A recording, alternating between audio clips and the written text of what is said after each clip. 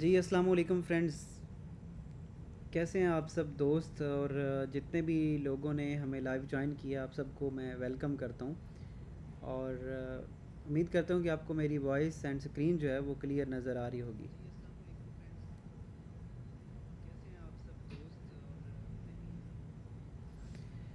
Comment section आपके लिए open है, आप यहाँ पे बता सकते हैं कितने दोस्त यहाँ पे ज्वाइन किया जिन्होंने। जैन अली हैं हमारे पास। जी तो जैन आप कहाँ से हैं? जितने भी दोस्तों ने ज्वाइन किया काइंडली इसको लाइक करें हमारी स्ट्रीम को। और ताकि आप मैक्सिमम इससे फ़ायदा उठा सकें। जी शकील वालेकुम अस्सलाम। थोड़ा सा वेट करते हैं और फिर हम स्टार्ट करते हैं। जिस तरह से हम पहले भी मार्केट को एनालाइज करते हैं या मार्केट को समझने की कोशिश करते हैं वो चीज़ें हम यहाँ पे देखेंगे।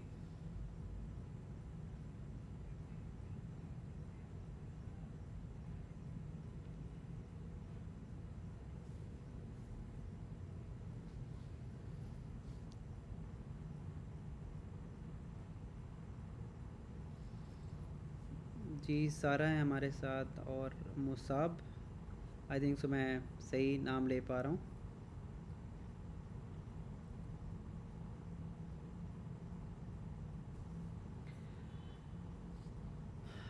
Please tell us one thing why gold is behaving in mid range.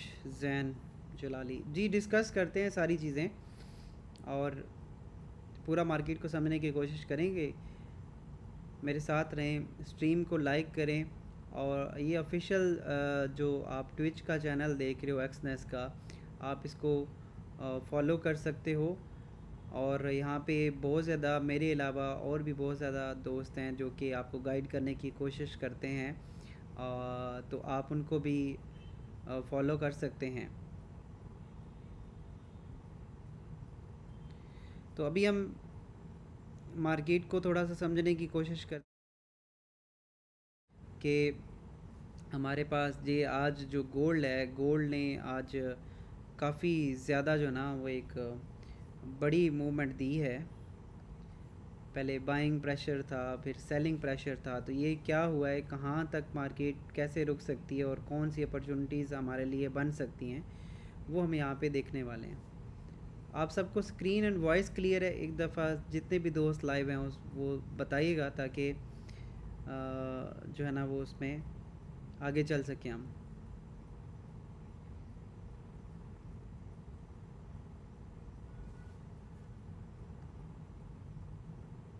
Ji voice and screen आप सबको क्लियर है? ओके सही है। मैं आप सबके कमेंट्स भी साथ देख रहा हूँ। Voice is very low. आप थोड़ा सा माइक उसको जो स्पीकर की वॉइस है उसको थोड़ा सा ऊंचा करेंगे क्योंकि मैं यहाँ पे तो इस तरह से सही बोल रहा हूँ। लेकिन आपकी तरफ से अगर वॉइस लो है तो थोड़ा सा उसको आप सेट कर सकते हैं। बाकी दोस्त कह रहे हैं यस ठीक है। अच्छा चलें सही है, अभी हम स्टार्ट करते हैं। और छोटा सा एक सेशन होगा ताकि हम छोटे टाइम के अंदर रहते हुए ज़्यादा चीज़ें जो है ना वो सीख सकें, ऑब्ज़र्व कर सकें कि मार्केट ने किस तरह का बिहेव किया और नेक्स्ट आने वाले टाइम में क्या चीज़ हो सकती है, किस तरह से मार्केट का बिहेवियर देखने को मिल सकता है।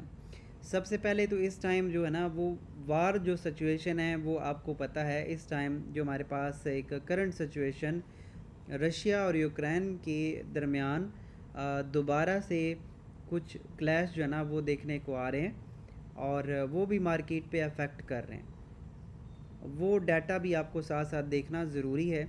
वो आप डिफरेंट न्यूज़ के ऊपर न्यूज़ चैनल जो हैं वहाँ पे देख सकते हैं, जहाँ पे आपको लेटेस्ट अपडेट्स मिल सकती हैं, तो उसको देखना ज़रूरी है। अगर आप गोल्ड पे या ऑयल पे या कमोडिटीज़ पे ट्रेड करते हैं तो जो फंडामेंटली ऐसे वॉर सिचुएशंस होती हैं वो काफ़ी ज़्यादा इम्पेक्ट कर सकती हैं मार्केट को, तो उसको हमने लाजमी जो है ना वो देखना है। तो उसके बाद हमें टेक्निकली चीज़ें जो है ना वो देखनी है। और एक्सनेस के प्लेटफॉर्म को अगर आप यूज़ करते हो तो इसके अंदर आपको बहुत ज़्यादा चीज़ें आए दिन नई चीज़ें जो है ना वो प्रोवाइड की जा रही हैं, और आप उनको यूज़ अगर करना सीख जाते हैं तो अच्छा बेनिफिट उठा सकते हैं, तो उनको भी हम डिस्कस करेंगे। ठीक है। अच्छा, सबसे पहले हम थोड़ा सा मार्केट को समझ लेते हैं कि क्या सिचुएशन हुई है या क्या आगे नेक्स्ट हो सकता है। अगर हम मंथली के चार्ट को देखें, मंथली चार्ट में अगर आप देखो तो ये मंथ का एंड जो है ना वो अगले वीक से स्टार्ट होगा, और इस मंथ के एंड पे जो एक पूरी एग्रेसिव मूवमेंट थी मार्केट के अंदर, वो आपको नज़र आ रही होगी कि मार्केट ने एक पिछले मंथ, दो जो लास्ट मंथ थे, जो पिछले दो लास्ट मंथ हैं वहाँ पे काफ़ी एक रिजेक्शन जो है ना वो दिखा रहा है। जैसे कि यहाँ पे अगर आप देखो ये वाला दोनों जो है ना काफ़ी ज़्यादा शेडोज़ आपको देखने को मिल रहे हैं। ठीक है, समझ आ रही है यहाँ तक चीज़ें? आपको वॉइस आई थिंक सो पता नहीं क्लियर आ रही है या नहीं आ रही, थोड़ा सा बताएंगे।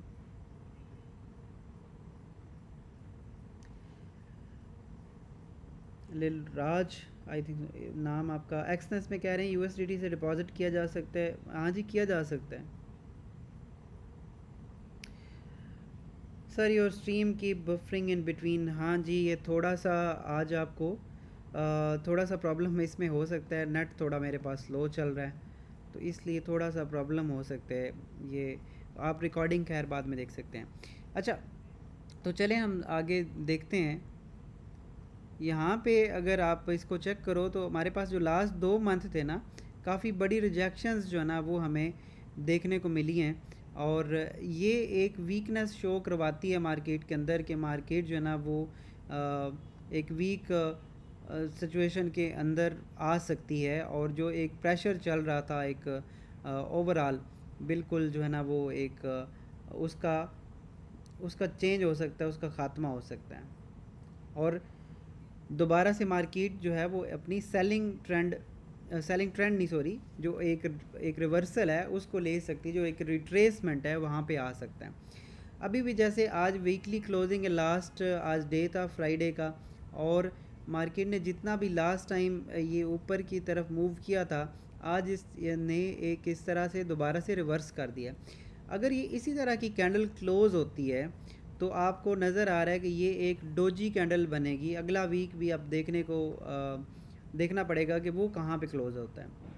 तो अगले वीक में भी अगर मार्केट इसी तरह का बिहेव करती है, यानी कि अप एंड डाउन जाती है, और उसकी क्लोजिंग मंथली की कहीं यहाँ पे हो जाए, तो ये एक मंथली में डोजी टाइप कैंडल बनेगी। डोजी कैंडल जब भी बनती है तो ये एक अनडिसीजनल कैंडल होती है कि एक किसी भी ट्रेंड के अंदर मार्केट चल रही थी, तो वो ट्रेंड जो है ना वो रिवर्स हो सकता है, या वहाँ पे रिट्रेसमेंट आ सकती है। तो अभी जितनी एक एग्रेसिव मूव थी गोल्ड के अंदर, वहाँ पे एक रिट्रेसमेंट आनी भी चाहिए। देखना, काफ़ी टाइम से हम इसको देख भी रहे हैं कि मार्केट एक एग्रेसिव बाइंग के जो ना वो जोन में थी, लेकिन लास्ट 3 मंथ से मार्केट ऊपर जाती है, बट इसको रिजेक्शन मिल रही है इस पॉइंट से, यानी कि 2450 के करीब से मार्केट को रिजेक्शन मिली है। 2435 से लेकर 2450, तो ये वाला एरिया काफ़ी बड़ा, लास्ट भी इसने बड़ी कैंडल छोड़ी है, ऊपर एक शेडो छोड़ा है, और उससे बाद वाला भी, और अभी ये जो थर्ड कैंडल है ये एक डोजी कैंडल बना रही है, लेकिन अभी ये फाइनल नहीं हुई है। अच्छा, अब इसको हम मंथली के बाद वीकली में देख लेते हैं कि वीकली में क्या सिचुएशन है।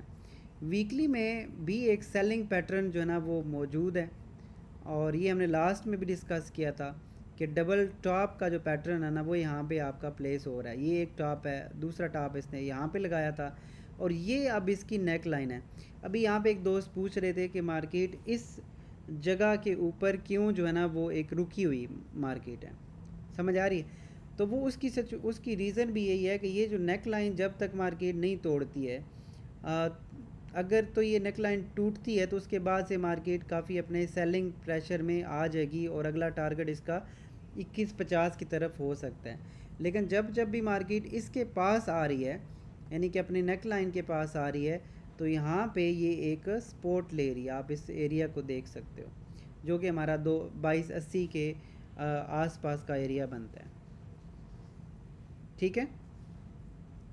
अच्छा, अगर ये स्नैक लाइन को ब्रेक करती है और इसको रीटेस्ट करती है, तो फिर इजीली मार्केट अपना 2150 की तरफ जो है ना वो आ जाएगी। तो जब तक मार्केट इस एरिया से होल्ड है, हमें लॉन्ग टर्म तो देखा जाए तो काफ़ी ज़्यादा फिर भी चांसेस हैं कि मार्केट यहाँ से बाइंग दोबारा से स्टार्ट कर सकती है, जो कि एग्रेसिव था। लेकिन अगर ये नेक लाइन ब्रेक हो जाए तो उसके बाद एक लंबा जो है ना वो रिवर्सल हमें देखने को मिल सकता है। इसकी रिट्रेसमेंट हमने लास्ट में भी देखी थी और उसी को हम डिस्कस मज़ीद भी करते हैं कि क्या क्या चीज़ें हो सकती हैं। अभी जैसे कि आपको करंटली पता है कि लास्ट हमने फेब लेवल्स को काफ़ी डिस्कस किया था। इस जगह ये एक लो प्राइस थी और यहाँ पे इसकी हाई प्राइसेस हैं। हाई प्राइसेस में अगर आप इसको फेब को लगाओगे, फेब रिट्रेसमेंट को, तो आप यहाँ पे देख सकते हैं कि 38 का जो लेवल है उसके नीचे मार्केट नहीं जा रही। और ऊपर की अगर हम बात करें तो पिछले 1 2 3 4 वीक हो चुके हैं जो कि हमारे पास 23 का लेवल, 23% का लेवल है, उससे ऊपर मार्केट नहीं जा रही।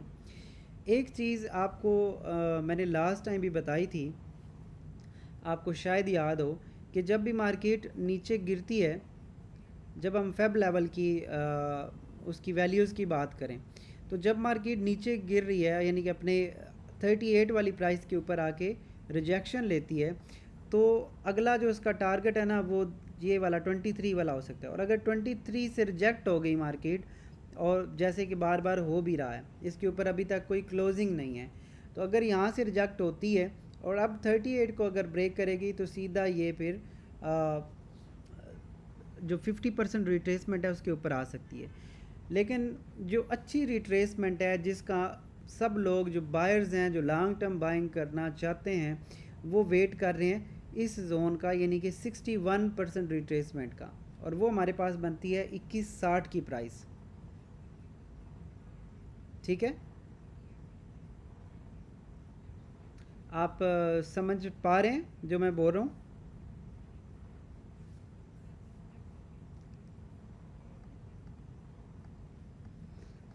ये एक एजुकेशनल वीडियोस हैं, वीडियो है जो कि एक आपको सिखाने की कोशिश मैं कर रहा हूँ। यहाँ पे कोई ऐसा नहीं है कि मैं आपको कोई डायरेक्शन बता रहा हूँ कि गोल्ड यहाँ से बाय कर लेंगे या सेल कर लेंगे। ये मार्केट का उस टाइम के ऊपर डिपेंड करता है, उसमें बहुत ज़्यादा सिचुएशंस इन्वॉल्व होती हैं। मार्केट को समझना इतना आसान नहीं होता कि आप सिर्फ एक लेवल्स को देख के ट्रेड कर सकते हैं। इसमें बहुत ज़्यादा चीज़ें फंडामेंटली तौर पे भी इन्वॉल्व होती हैं, जिसमें अभी जैसे मैंने आपको वार सिचुएशन बताई है, और इसके अलावा आपको बोला है कि आप डिफरेंट न्यूज़ के ऊपर भी आप और भी नज़र रखते हैं। तो मुख्तलिफ़ चीज़ें इन्वॉल्व होने के बाद देन डिसीजन होता है। उस टाइम करंट सिचुएशन को देखते हुए डिसीजन लिया जा सकता है कि हमने क्या करना है। लेकिन एक जो फेब लेवल्स हैं, जो बहुत इंपॉर्टेंट लेवल्स होते हैं, अगर उनके हिसाब से अगर हम देखें तो 61% का जो लेवल है ना वो 2160 बनता है। और अगर ये 61% का लेवल, अगर इस लेवल के ऊपर मैं एक लाइन ड्रा करता हूँ, तो आप यहाँ पे आसानी के साथ एक और चीज़ भी देख रहे हो कि ये वाला जो हमारा लेवल है ना, ये देखें यहाँ पे हम अगर इसको लाइन लगाते हैं जो 2150 और 2160 के दरमियान। अब 2160 जो हमारे पास आ रहा है लेवल, वो है फेब का लेवल आ रहा है 60%। और हमारे पास जो लास्ट इसने ब्रेक किया था एरिया, ये वीकली चार्ट हम देख रहे हैं, यहाँ पे मार्केट ने इस जगह को ब्रेक किया था, ये वाला। जैसे ही इस एरिया को ब्रेक किया था तो एग्रेसिव बाइंग जो है ना वो देखने को मिली थी। तो दोनों चीज़ों पे मार्केट का जो असल पॉइंट है वो ये वाला है। अच्छा, तो ये तो एक बहुत इंपॉर्टेंट प्राइस है जो करंट हमारे पास नज़र आ रही है इस टाइम। अगर मार्केट इस जगह पे आती है तो वो बहुत अच्छा हमारे लिए बाइंग का जो है ना वो चांसेस बनते हैं। लेकिन सेलिंग हमने कहाँ से करनी है? सेलिंग का जो प्रेशर मैं आपको बता भी रहा हूँ कि सेलिंग हमारा फ़िलहाल लॉन्ग टर्म की अगर हम बात करें तो जब तक ये नेक लाइन ब्रेक नहीं होती, या 38% का लेवल जब तक ब्रेक नहीं होता, उस टाइम तक ये मार्केट इसी रेंज में घूम रही है, यानी कि 2340 पे जाती है और नीचे 2280 के दरमियान मार्केट वो कर रही है। अगर तो ये 2340 को क्लोज़ कर दे ऊपर, यानी कि फेब लेवल के हिसाब से अगर हम बात करें, तो 23% का लेवल अगर ब्रेक होता है तो ये दोबारा बाइंग स्ट्रक्चर की तरफ भी मार्केट शिफ्ट हो जाती है। लेकिन यहाँ पे अभी आज भी आपने देखा कि काफ़ी एग्रेसिव वहाँ से उसको रिट्रेसमेंट मिली है और रिजेक्शन मिली है। तो इसके चांसेस ज़्यादातर हैं। पैटर्न के हिसाब से भी डबल टॉप बन रहा है, नेक लाइन के पास है मार्केट, और इसको चांस है कि ये नीचे ब्रेक करेगा, और अगर ब्रेक करता है तो फिर हमारे पास अगले जो लेवल्स हैं ना वो इस तरह के आ रहे हैं। अच्छा, ये हम जैसे डिस्कस कर रहे थे कि ये उसका लास्ट वाला हाई था जो कि इसने ब्रेक किया था, और जो 2160 है वो इसका फेब लेवल है 61%। लेकिन ऊपर अगर हम बात करें तो यहाँ पे एक आपको कैंडल नज़र आ रही है जो बाकी सारी ग्रीन कैंडल्स हैं। अगर हम रेड और ग्रीन की बात करें, क्योंकि ये तो येलो एक ही तरह का कलर है, लेकिन हम रेड एंड ग्रीन की बात करें समझने के लिए, तो यहाँ पे एक रेड कैंडल बनी है, अदरवाइज़ सारी जो है ना वो आप देख लो, ये भी ग्रीन कैंडल थी, ये भी ग्रीन कैंडल थी, ये भी ग्रीन कैंडल थी, तो ग्रीन कैंडल ज़्यादा बनी है।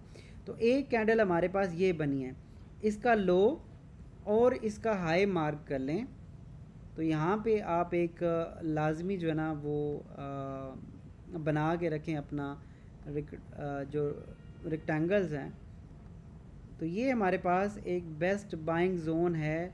जब भी मार्केट इस एरिया में आए तो आपको एक एग्रेसिव बाइंग या एक लॉन्ग टर्म के लिए बाइंग की पोजीशंस मिल सकती हैं। बाकी हमने डिस्कस किया कि 23% और उसके ऊपर आ रही है। अच्छा, एक्सनेस के टर्मिनल के अंदर बहुत सारी चीज़ें और भी हैं जिनसे आप हेल्प ले सकते हो फेब लेवल्स के अलावा। जैसे कि आज हम एक और बात करें तो पिवट लेवल भी बहुत इंपॉर्टेंट होता है। जैसे हमने यहाँ पे सपोर्ट एंड रेजिस्टेंस फाइंड किए है, या हमने कोई पैटर्न्स फाइंड किए हैं, पैटर्न्स को ढूंढ के सपोर्ट एंड रेजिस्टेंस को फाइंड आउट किया है, सेम पिवट के ऊपर भी सपोर्ट एंड रेजिस्टेंस बनता है। और पिवट जो लेवल होता है वो भी बहुत इंपॉर्टेंट है। जिस तरह से फेब लेवल्स हैं इसी तरह से पिवट लेवल्स हैं। अब एक्सनेस ने आपको आसानी यहाँ पे ये किया कि आपको पिवट निकालने की या वो चीज़ें करने की ज़रूरत नहीं है। आप डायरेक्टली यहाँ पे जा सकते हैं, शो ऑन चार्ट, ये जो एक आई बटन बना हुआ है इस पर क्लिक करेंगे तो यहाँ पे एक सिग्नल का ऑप्शन दिया गया है। आप अगर यहाँ पे क्लिक करेंगे तो ये आपको पिवट के जो डेली होती हैं, जो भी चार्ट आपने ओपन किया होगा उसका पिवट और उसकी सपोर्ट एंड रेजिस्टेंस उसके हिसाब से वो बता देगा। अगर आपने मेरी कुछ वीडियोस देखी हैं मेरे अपने चैनल के ऊपर फॉरेक्स इको के ऊपर, तो वहाँ पे पिवट को मैंने काफ़ी बार डिस्कस किया है, और पिवट का जो फार्मूला है उसको हमने पढ़ा है। लेकिन वो फार्मूला यहाँ पे मैं इतनी टाइम में तो नहीं आपको सारी चीज़ें गाइड कर सकता, लेकिन पिवट के हिसाब से support and resistance find out की जाती है। तो इसके हिसाब से अगर देखा जाए तो यहाँ पे ये 2316 और 23.6 नीचे, और उसके बाद 2295 अभी करंटली जो सपोर्ट आ रही हैं वो ये वाली सपोर्ट हैं। अगर हम इसको डेली में चले जाएं तो ये हमारे पास 2344 जो है ना वो इसका पिवट है। पिवट का ये होता है कि मार्केट अगर पिवट से नीचे ट्रेड कर रही है तो सेलिंग फाइंड आउट आपको ज़्यादातर करनी चाहिए, और यहाँ पे आपको एक्सनेस ने ये आसानी कर दी कि उसके बदले में आपको रेजिस्टेंस एंड सपोर्ट भी बताई है। अगर आप करंट सिचुएशन में देखें तो मार्केट की जो रिजेक्शन हुई है वो एग्जैक्ट पिवट के लेवल के ऊपर से रिजेक्ट हुआ है। गोल्ड नज़र आ रहा है आपको? ठीक है, ये 2368 के ऊपर कि एक बाइंग यहाँ से एक पुल किया मार्केट ने, और आगे जो रेजिस्टेंस ली थी जैसे पिवट के ऊपर मार्केट थी तो जो उसने अगला रेजिस्टेंस लिया ना वो इसने एग्जैक्टली 2370 के आसपास से लिया, जो कि पिवट का रेजिस्टेंस नंबर 2 बनता है। और उसके बाद मार्केट ने अपना पिवट ब्रेक किया हुआ है। अब जब तक इस पिवट के मार्केट नीचे है इसको यहाँ से रिजेक्शन मिल सकती है, और अगला टारगेट इसका 2316 और 2306 हो सकता है। ठीक है जी, यहाँ तक कोई क्वेश्चन है तो करें।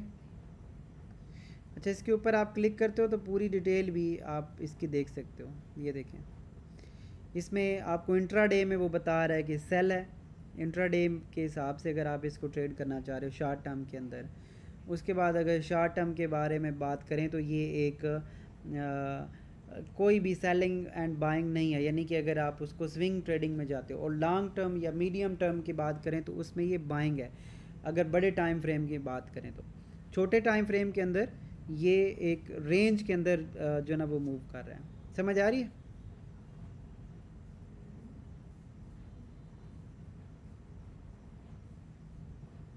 अच्छा जी, कोई भी क्वेश्चन है तो पूछें। ताकि वो भी हम साथ साथ जो है ना वो करें।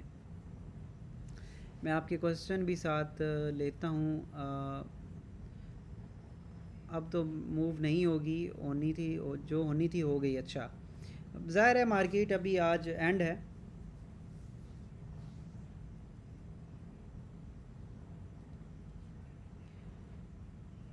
अच्छा जी, why daily base not working any more. Daily base पे वर्क करता है, लेकिन गोल्ड पे अगर हम ट्रेड कर रहे होते हैं ना, तो आज आपको पता है पहले जो बाइंग मार्केट एक स्ट्रक्चर चेंज किया ना उसने, बाइंग का जो एक बाइंग प्रेशर आया था, आज यूक्रेन और रशिया के दरमियान काफ़ी जो है ना वो दोबारा से क्राइसिस इंक्रीज़ हुए, बढ़े, जिस वजह से वो बाइंग पोजीशन में, अगर टेक्निकली बात करें तो गोल्ड सेलिंग में था। मेरे पास तो अभी बैकअप नहीं है। किस चीज़ का backup? The thing is market. अच्छा जी, रिगार्डलेस जितना भी बंदा, अच्छा जी, सप्लायर और रेजिस्टेंस ड्रा कर ले, कोई भी इंडिकेटर यूज़ कर ले, गोल्ड की मार्केट हमेशा मुंह पर थप्पड़ मारती है। देखें यार, आप कोई भी बिज़नेस करते हैं ना, दुनिया का कोई भी बिज़नेस करते हैं, तो उसमें अप एंड डाउन शामिल होते हैं, प्रॉफिट एंड लॉस उसका हिस्सा होता है। इसमें एग्जांपल मैं आपको ये दूंगा कि आप अगर एक मिसाल के तौर पे कोई भी एक कपड़े की शॉप स्टार्ट करते हो, तो उसके लिए कुछ इन्वेस्टमेंट आप उसमें पहले वो एक ख़रीद के लाते हो, जैसे कि 10 लाख के 20 लाख के आपने कपड़े ख़रीद के तो वहाँ पे उस शॉप के अंदर रखे हैं। अब वो ज़रूरी नहीं है कि आपने जैसे रखे हैं उसमें से कुछ ऐसे कपड़े होंगे जो कि आपने फ़र्स्ट टाइम जब आपने वो शॉप स्टार्ट की थी, वो कपड़े उस टाइम के पड़े हुए हैं और आज तक पड़े रहे हैं। तो ये प्रॉब्लम्स, ये सिर्फ इसकी एक एग्जांपल मैं दे रहा हूँ कि वो लॉस हर बिज़नेस में लॉस होता है। प्रॉफिट जहाँ पे फिर मार्केट ये ऐसी है जहाँ पे प्रॉफिट रेशो बहुत ज़्यादा है, आप बहुत अच्छा प्रॉफिट बना सकते हो। इसके जो मूवमेंट है वो दुनिया की सबसे बड़ी मार्केट है, 7 ट्रिलियन का डेली का वॉल्यूम है, ठीक है। तो जहाँ पे मार्केट बड़ी है वहाँ पे प्रॉफिट के चांसेस बड़े हैं, तो ज़ाहिर है लॉस के चांसेस भी वहाँ पे बड़े रहते हैं। अब उसमें आप किस तरह से ट्रेड कर रहे हो, किस तरह से मैनेज कर रहे हो, और कितना उसको उसके ऊपर प्रैक्टिस कर रहे हो, वो चीज़ें बहुत ज़्यादा मैटर करती हैं। नेक्स्ट सेलिंग रेजिस्टेंस कहाँ से होगी? देखिए, आज की क्लोजिंग के बाद हम ज़्यादा मारिया क्लोजिंग के बाद ज़्यादा जो है ना वो हम इसको अच्छी जो एक रेजिस्टेंस है वो फाइंड आउट कर सकते हैं। अब इस टाइम जो करंट सिचुएशन मार्केट के अंदर है, करंट सिचुएशन की अगर हम बात करें, तो ये जो क्लोजिंग है ये इसने सारा जो है ना वो इंगल्फ कर दिया है। जो इसने बाइंग कैंडल, जो बाइंग का प्रेशर था वो सारा तोड़ के रख दिया है, और वो सारा सेलिंग, अगर हम H4 के कैंडल को देखें, ये देखते हैं H4 की कैंडल्स को अगर आप देखो तो ये बहुत बड़ी सेलिंग जो है ना वो एक यहाँ पे कैंडल बनी है। अब इसकी हमने सेल अगर फाइंड आउट करना है कि कहाँ पे मज़ीद हम सेलिंग ले सकते हैं, सबसे पहली तो बात यह है कि ये अपने उसी जोन में आ चुका है जहाँ पे ये एक बार बार रिट्रेसमेंट ले रहा था। सिर्फ उसके ऊपर एक मूव किया है जो कि फ़ेक मूव भी हो सकता है, और वहाँ से फिर ये बुरी तरह से इसको रिजेक्शन मिली है। अब सबसे पहले तो हमने देखना है कि हमने ये वाला एरिया के अंदर जब तक मार्केट है तो सेलिंग जो प्रेशर है ना वो मार्केट के अंदर रहेगा। अब सबसे पहला जो आप बात कर रहे हो कि रेजिस्टेंस हमारा कहाँ पे हो सकता है, वो सबसे पहला रेजिस्टेंस ही हमारा ये है कि अगर मार्केट ऊपर जाती है तो 2342 2350 से दोबारा से मार्केट सेलिंग जोन में आ सकती है, और अगर उस प्राइसेस के ऊपर मार्केट आपको मिलती है तो आप एक सेलिंग का रिस्क ले सकते हैं। उसके बाद की अगर हम बात करें तो ये वाला एक एरिया है, ये वही है 2350 वाला एरिया। तो करंटली अभी हमारे पास जो एक रेजिस्टेंस है ना वो 2342 से लेकर 2353 के आसपास के वो है, वहाँ पे अगर आपको मिलती है मार्केट तो आप सेलिंग में बैठ सकते हैं। लेकिन इसके साथ हम मुख्तलिफ़ चीज़ें, जैसे कि अब जैसे मैंने आपको बोला कि हमें ज़्यादातर पता चलेगा कि आज क्लोजिंग कहाँ पे हुई है, वीकली क्लोजिंग भी है, डेली क्लोजिंग भी है, तो उससे ज़्यादा हमें कंफर्म जो है ना वो पता चलेगा। अगर यही लो इसका रहता है तो फिर हम इसको ड्रा करते हैं फेब लेवल्स को, और इसी लो को ये अगर मार्केट बरकरार रखती है, अगर ये लो टूट गई तो फिर हम फेब लेवल उसके हिसाब से लगाएंगे। लेकिन करंट सिचुएशन के ऊपर हम बात करें कि अगर इसी लेवल को बरकरार रखती है मार्केट तो एक एग्रेसिव सेलिंग है, तो इसका जो 38 वाला लेवल है ना वो ज़्यादातर चलने के चांसेस होते हैं, जो कि 2340 है। तो 2340 और 2350 के दरमियान से अगर आपको प्राइसेस मिलती हैं तो सेलिंग में आप बैठ सकते हो, ठीक है। अगर इसके ऊपर मार्केट जाती है तो फिर हमारे पास जो वही है 2351 वाला एरिया, ये ज़्यादा बेस्ट इसलिए है कि ये फेब लेवल का 61% है, और 61% एक सबसे स्ट्रॉन्ग रिट्रेस वाला एरिया होता है, रिवर्सल एरिया होता है, और उसके ऊपर हमारा जो एक जोन था वो भी उसी रेंज में बन रहा है। तो वहाँ पे दो चीज़ें कंफर्म होती हैं। तो जो हमारे पास सबसे इम्पॉर्टेंट प्राइस वो 2342 है, और 2351 भी उसके ऊपर प्राइसेस हैं। तो ये दो प्राइसेस हैं जहाँ पे आपको मार्केट मिलती है तो सेलिंग का चांस लिया जा सकता है। तो ये इसकी करंट की बात करें तो ठीक है। और कोई आपका क्वेश्चन है तो पूछ सकते हैं आप। जी, बाइंग पोजीशन की बात करें तो जो 2300 है ना, 2300 का लेवल, और उसके बाद जब तक 2280 को ब्रेक करके नीचे कोई क्लोजिंग नहीं देती मार्केट, खास तौर पे कोई भी डेली की कैंडल, तब तक वहाँ जोन के ऊपर यानी कि 2300 से 2280 के दरमियान कहीं से भी आपको बाइंग पोजीशंस दोबारा से देखने को मिल सकती हैं, क्योंकि जो एक लॉन्ग टर्म ट्रेंड है मार्केट का वो अभी भी बाइंग है, वो अभी सेलिंग नहीं है। अगर नेक लाइन ब्रेक हो जाती है यानी कि 2280 ब्रेक होकर नीचे क्लोजिंग दे जाती है तो देन मार्केट के जो एक सेल के चांसेस है ना वो ज़्यादा बन जाते हैं। मोहतरम मोहसिन भाई, मैं आपकी यूट्यूब पर वीडियोस देख रहा हूँ और काफ़ी समझ आ रही है। इससे पहले मैंने 2022 में $28,000 से ज़्यादा ट्रेड शुरू किया और मुकम्मल कैपिटल लूज़ किया। अब आपसे सीख कर दोबारा शुरू करना चाहता हूँ। जी, तो आपसे गुजारिश है कि मैं आपसे मिलना चाहता हूँ। मैं अच्छा, चलें जी, इंशाल्लाह मुलाकात भी करेंगे। लेकिन आप चीज़ों को सीखें, प्रैक्टिस करें, और डेमो पे ट्रेड करके अपना जो नॉलेज है उसको ज़्यादा से ज़्यादा आप उसके ऊपर प्रैक्टिस करें, देन आप असल अमाउंट को ट्रेड करें।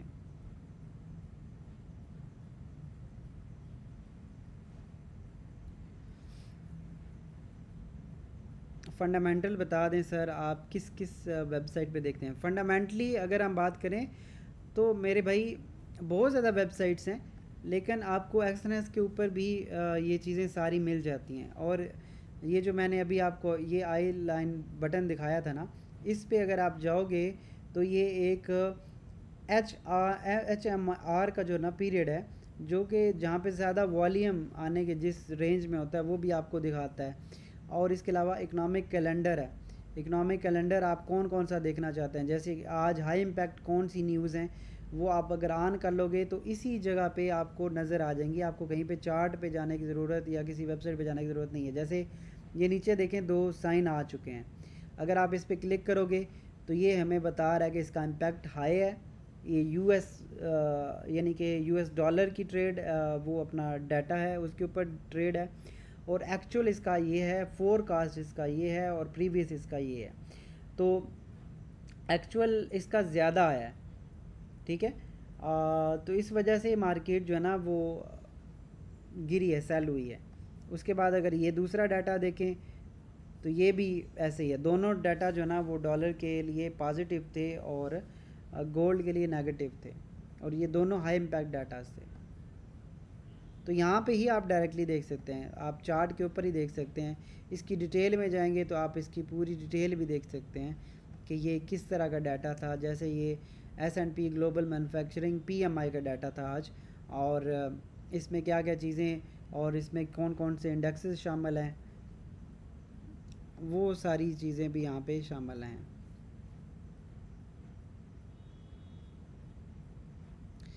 आई थिंक सो आपको स्क्रीन वो नज़र नहीं आ रही थी, मैं अभी दोबारा से आपको ये बता देता हूँ।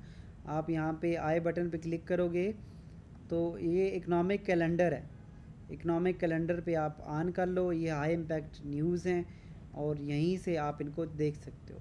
और यहाँ पे जाके आप इसको डिटेल में जाएंगे तो डिटेल के अंदर आपको एक्चुअल डाटा क्या आया है, फोरकास्ट क्या किया गया था, प्रीवियस क्या किया गया था। ज़्यादातर जो डाटा होता है वो ये होता है कि एक्चुअल अगर फोरकास्ट से ज़्यादा आता है तो वो गोल्ड के नेगेटिव होता है, यूएस मार्केट के हक में होता है। तो अगर डॉलर के साथ डाटा आता है यानी कि डॉलर को स्ट्रांग करता है तो ज़ाहिर है उसके जितनी भी अगेंस्ट करेंसीज हैं वो गिरेंगी। अभी जैसे हम यूरो यूएसडी की बात करें, अगर हम बात करें यहाँ पे यूरो यूएसडी, जैसे हम चार्ट उसका ओपन किया हुआ ना, तो हम यूरो यूएसडी का चार्ट देखें। अब जैसे आप बोल रहे थे अभी, आप बोल रहे थे कि जो गोल्ड है ना उसने आज बड़ा ज़्यादती की है यानी कि गिरा है। तो ये देखें यूरो भी गिरा है क्योंकि जो दोनों डाटा थे ना गोल्ड के साथ चल रहे थे, तो ये भी है।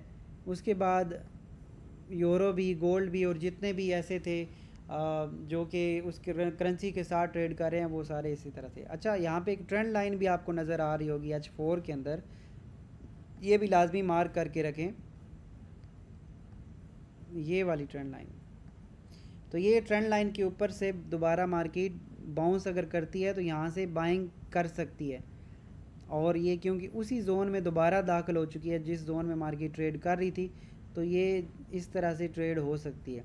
हाँ, अगर इस जोन को ये ब्रेक कर दे और नीचे सपोर्ट ले और इसको रीटेस्ट करे तो देन यहाँ से भी सेलिंग हो सकता है, और पहला टारगेट हमारा वही 2280 हो सकता है, और उससे नीचे फिर जाने के लिए अगला जो ना वो टारगेट हो सकता है। ये ट्रेंड लाइन भी है और ऊपर इसका रेजिस्टेंस एरिया है।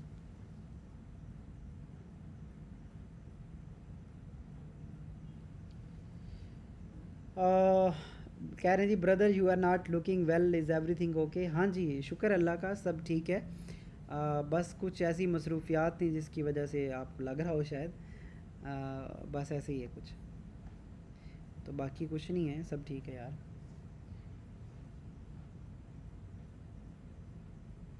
चलें जी, आप सबका बहुत शुक्रिया यहाँ पे हमें ज्वाइन करने का, और इंशाल्लाह नेक्स्ट जो है ना वो हम इसी तरह से और चीज़ों में करते रहेंगे। आप मेरे चैनल फॉरेक्स इको को भी फॉलो कर सकते हैं, उस पे भी मैं अभी जुलाई के अंदर 1 जुलाई से इंशाल्लाह बहुत ज़्यादा कंटेंट आपको देखने को मिलेगा, वहाँ पे भी आप बहुत सारी चीज़ें सीख सकते हैं। और एक्सनेस का जो हमारा ऑफिशियल इनका चैनल है ट्विच का या यूट्यूब का, और इसके अलावा आपके टेलीग्राम जो एक्सनेस प्रोवाइड करता है, वहाँ पे आपको डेली बेसिस पे नॉलेज के साथ साथ आपको इम्पोर्टेंट एरियाज़ भी बताए जाते हैं कि आप कौन से एरियाज़ में क्या ट्रेड्स कर सकते हैं। तो अपना ख्याल रखिएगा, इंशाल्लाह मिलते हैं नेक्स्ट हम किसी भी ऐसे वेबिनार के अंदर, ऐसे इवेंट के अंदर जहाँ पे आपको सीखने में चीज़ें मिलेंगी। अल्लाह हाफिज़।